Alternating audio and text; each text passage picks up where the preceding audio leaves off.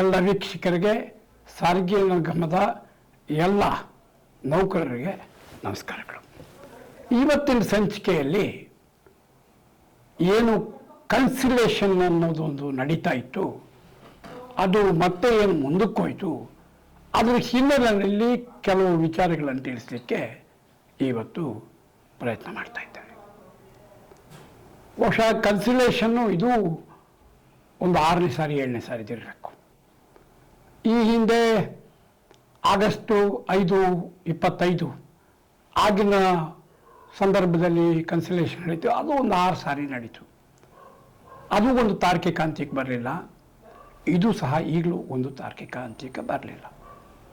ಮೊನ್ನೆ 7ನೇ ತಾರೀಕು ಕೋರ್ಟ್ನಲ್ಲಿ ಕೇಸಿದ್ದಾಗ ಏನು 15ನೇ ತಾರೀಕು ಕನ್ಸಿಲೇಷನ್ ಇದೆ, ಅಲ್ಲಿ ಒಂದು ಒಮ್ಮತಕ್ಕೆ ಬಂದು ಮುಂದಿನ ಆಗಸ್ಟ್ 8ನೇ ತಾರೀಕು ಅದನ್ನು ನೀವು ವರದಿಯನ್ನು ಈ ಕೋರ್ಟ್ ಕೊಡಿ ಅಂತ ಹೈಕೋರ್ಟ್ನಲ್ಲಿ ಸೂಚಿಸಲಾಗಿತ್ತು.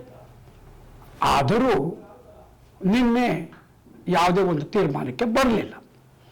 ತೀರ್ಮಾನಕ್ಕೆ ಬರದೇ ಇರೋದಕ್ಕೆ ಮೂಲ ಕಾರಣ ತೀರ್ಮಾನಕ್ಕೆ ಬರಬಾರ್ದು ಅನ್ನೋ ಒಂದು ಪೂರ್ವಾಗ್ರಹನೇ ಇರಬೇಕು ಅಂತ ಈ ಸಂದರ್ಭದಲ್ಲಿ ನಾನು ಹೇಳಲಿಕ್ಕೆ ಬಯಸ್ತೇನೆ.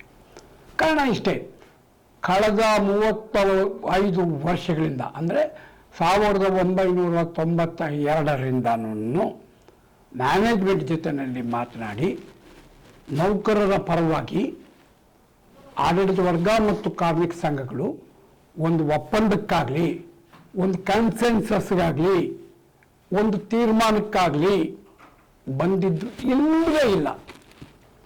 ಬೇಕೋ ಬೇಡವೋ ಆವತ್ತಿನಿಂದ ಈವರೆಗೂ ನಮ್ಮಲ್ಲಿ ಒಂದು ಟ್ರೇಡಿಂಗ್ ಯೂನಿಯನ್ ಮಾಫಿಯಾ ಅಂತ ಒಂದು ಏನಿತ್ತು, ಅದು ಈ ಕಡೆ ಸರ್ಕಾರವನ್ನು, ಮ್ಯಾನೇಜ್ಮೆಂಟನ್ನು ಮತ್ತು ನೌಕರರನ್ನು ಒಂದು ರೀತಿ ಅತಂತ್ರ ಸ್ಥಿತಿಯಲ್ಲಿ ಇರಲಿಕ್ಕೆ ನಿರಂತರ ಯತ್ನ ಮಾಡಿದ ಪರಿಣಾಮ ಇವತ್ತು ಸುಮಾರು ವರ್ಷಗಳಿಂದ ವೇಜ್ ಅಗ್ರಿಮೆಂಟ್ ಆಗಲಿ ಅಥವಾ ನೌಕರ ಹಿತಕ್ಕೆ ಸಂಬಂಧಪಟ್ಟಿದ್ದ ಯಾವುದೇ ತೀರ್ಮಾನ ಆಗಲಿ ಆಗದೇ ಇರೋದಕ್ಕೆ ಕಾರಣ ಆಗಿದೆ.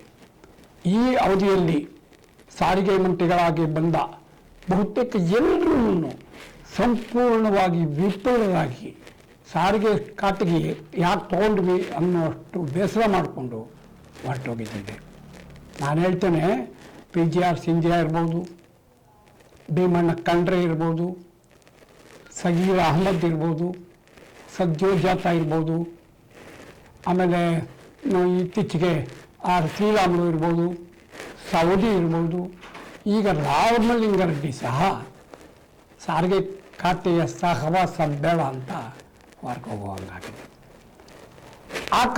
ಕಾರಣ ಏನಪ್ಪ ಅಂತಂತಂದರೆ, ನಾನು ಈಗಾಗಲೇ ಹೇಳಿದಾಗೆ ಟ್ರೇಡಿಂಗ್ ಯೂನಿಯನ್ ಮಾಫಿಯಾ ಒಂದು ಇಷ್ಟು ವರ್ಷಗಳು ನಮ್ಮನ್ನು ಗೊಂದಲದಲ್ಲಿ ಹಾಕಿದ್ದಿತ್ತು. ಆಯಿತು, ನಿನ್ನೆ ಕೋರ್ಟ್ ಸೂಚನೆಯ ಮೇರೆಗೆ ಒಂದು ಕನ್ಸೆನ್ಸಸ್ ಒಟ್ಟಭಿಪ್ರಾಯಕ್ಕೆ ಬನ್ನಿ ಅಂತ ಹೇಳುವ ಹಿನ್ನೆಲೆಯಲ್ಲಿ ನಡೆದ ಕನ್ಸಿಲೇಷನ್ ಮೀಟಿಂಗ್ನಲ್ಲಿ ಏನಾಯಿತು ಅನ್ನೋದ್ರ ಬಗ್ಗೆ ನಮ್ಮ ಅನಂತ್ ಸುಬ್ರಾಮ್ ಅವರ ಮಗಳು ಕಾಮ್ರೇಡ್ ಜ್ಯೋತಿಯವರು ಇವತ್ತು ಒಂದು ಸೋಷಿಯಲ್ ಮೀಡಿಯಾದಲ್ಲಿ ಒಂದು ಸಣ್ಣ ಲೇಖನ ಥರ ಪತ್ರ ಥರ ಬರ್ತಿದ್ದಾರೆ. ಅದನ್ನು ಓದಿದೆ ನಾನು. ಅದರಲ್ಲಿ ಅವರು ಭಾಳ ಹೇಳಿದ್ದಾರೆ, ಮ್ಯಾನೇಜ್ಮೆಂಟ್ ಕಡೆಯಿಂದ ಯಾರ್ಯಾರು ಭಾಗವಹಿಸಿದ್ರಿ, ನಾವು ಈ ಟ್ರೇಡ್ ಯೂನಿಯನ್ ಕಡೆಯಿಂದ ಯಾರ್ಯಾರು ಭಾಗವಹಿಸಿದ್ವಿ ಅನ್ನೋ ವಿವರಗಳೆಲ್ಲ ಕೊಡ್ತು. ಸುಮಾರು 2 ಗಂಟೆಗಳಕ್ಕೂ ಹೆಚ್ಚು ನಡೆದ ಚರ್ಚೆಯ ಸಂದರ್ಭದಲ್ಲಿ ಆ ರಾಗಪ್ರಿಯ ಅಂತ ಹೇಳಿ ಏನು ಲೇಬರ್ ಕಮಿಷನರ್ ಇದ್ದಾರೆ, ಅವರಿಗೆ ವಿಷಯವನ್ನು ಕನ್ವಿನ್ಸ್ ಮಾಡೋಕ್ಕೇನೆ ಬಳಸಿದ್ವಿ ಸಮಯನ ಅಂತ ಹೇಳ್ತಿದ್ದಾರೆ. ನಮ್ಮ ಬೇಡಿಕೆ ಏನು, ಅದರಲ್ಲೂ ಪರ್ಟಿಕ್ಯುಲರ್ಲಿ ಮುಖ್ಯವಾಗಿ 1/4/25ರಿಂದ 1/3/27 ಅವಧಿಗೆ ವೇಜ್ ರಿವಿಷನ್ನು ಅಂದರೆ ಕೈಗಾರಿಕಾ ಒಪ್ಪಂದ ಮಾಡಬೇಕಾಗಿತ್ತು, ಯಾಕೆ ಅನ್ನೋದ್ರ ಬಗ್ಗೆ ಸಮಗ್ರವಾಗಿ ಮನವರಿಕೆ ಮಾಡಿಕೊಟ್ವಿ ಅನ್ನೋ ಮಾತು ಹೇಳ್ತಾರೆ.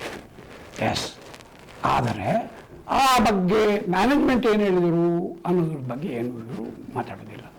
ಬದಲಾಗಿ ಇವರಾಗಿವರನ್ನೇ ಮ್ಯಾನೇಜ್ಮೆಂಟಿನವರು ಈ ಬಗ್ಗೆ ನಾವು ಚರ್ಚೆ ಮಾಡಿ ಆಮೇಲೆ ಏನು ಆ ಒಂದು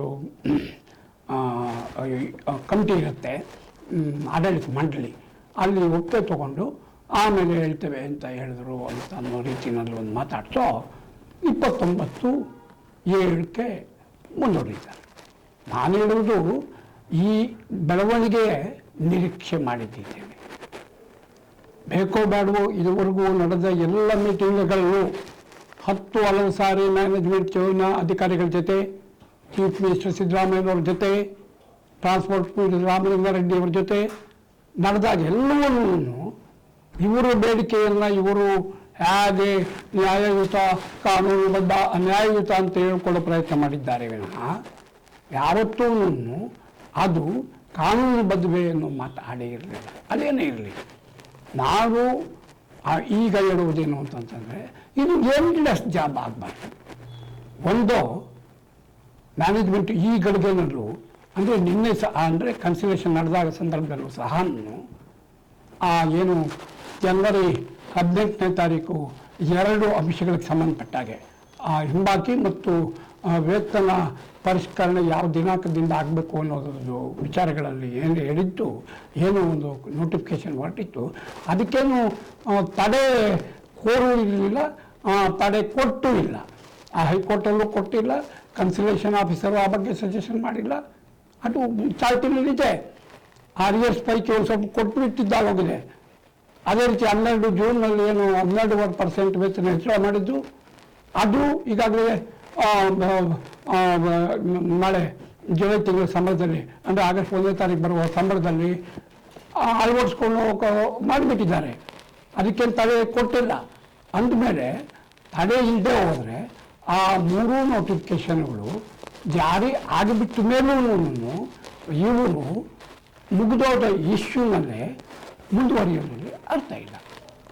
ಹಾಗೆ ಕನ್ಸಿಲೇಷನ್ ಎಷ್ಟು ಮಾಡಿದ್ರು ಅದು ವಿಫಲವಾಗುವುದು. ಅಂದರೆ ವಿಫಲ ಅಂತಂತಂದರೆ ಕನ್ಸಿಲೇಷನ್ ಫೇಲ್ಯೂರ್ ಆಗಿ ಗೌರ್ಮೆಂಟ್ಗೆ ರಿಪೋರ್ಟ್ ಹೋಗಿ ಗೌರ್ಮೆಂಟು ಲೇಬರ್ ಟ್ರಿಬ್ಯುನಲ್ಗೆ ಅಡ್ಜುಡಿಕೇಟ್ ಮಾಡೋದಕ್ಕೆ ರೆಫರ್ ಮಾಡುವುದನ್ನು ತಪ್ಪಿಸ್ಕೊಳ್ಳೋಕ್ಕೆ ಮುಂದೂಡ್ಕೊಂಡು ಬರ್ತಿದ್ದಾರೆ.